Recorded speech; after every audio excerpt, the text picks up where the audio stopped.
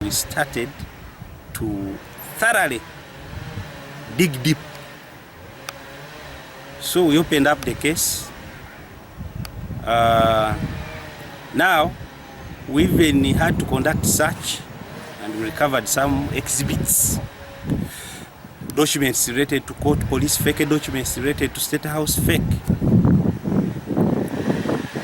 And then we intensified our search for this person until we have succeeded.